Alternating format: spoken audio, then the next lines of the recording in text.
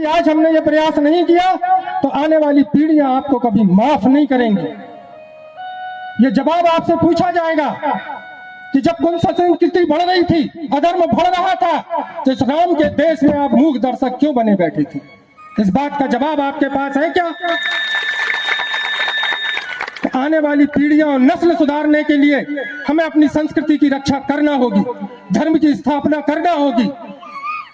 मन विचलित होता है जब कभी इस प्रकार के प्रसंग सामने आते हैं, इस प्रकार की घटनाओं से रूबरू होना पड़ता है, तो मन द्रवित हो जाता है कि हम राम के वंशज हैं। वो राम जिसने 14 वर्ष का वनवास भोगा, पिता के वचन में बंध के निकल गए और धर्म की स्थापना कर दी। मां ने वर मांगा था, कौशल्या जी ने दशरथ जी से वर मांगा था, और वर में क्या मांगा था?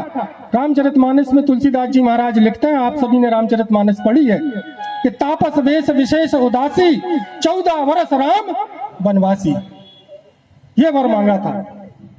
तो ऐसा भाई भरत के समान जिसने भगवान राम की चरण पादुकाएं रख के 14 वर्ष राज किया, लेकिन राज गद्दी पर नहीं बैठे, ऐसे भाई का चरित्र हम उस देश में रह रहे हैं जिन्होंने राजपाट छोड़ दिया।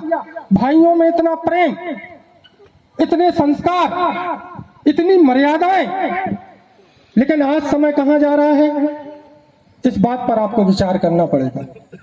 और हम सबका ये कर्तव्य बनता है, हम लोग तो युवा पीढ़ी के हैं, जिस रास्ते पर आप चलेंगे, जो रास्ता आप बनाएंगे, जो सिद्धांत आप समाज को देंगे, जो संस्कृति आप परिवार को देंगे, हम उस संस्कृति पर चलने वाले लोग हैं, आपके पच्चनों पर चलने वाले लोग हैं।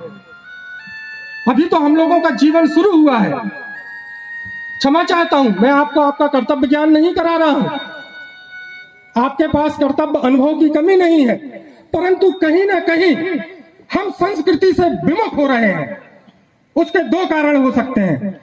पहला कारण तो यह है कि क्या हमें अपनी संस्कृति का ज्ञान नहीं है, तो मुझे लग रहा है कि यह गलत है।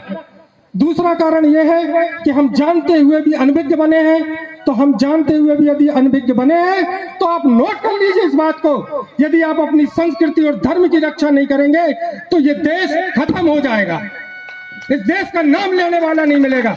आने वाली पीढ़ियां इतिहास के पन्नों पे पढ़ेंगी कि भगवान राम का देश था और वहां की ये संस्कृति थी।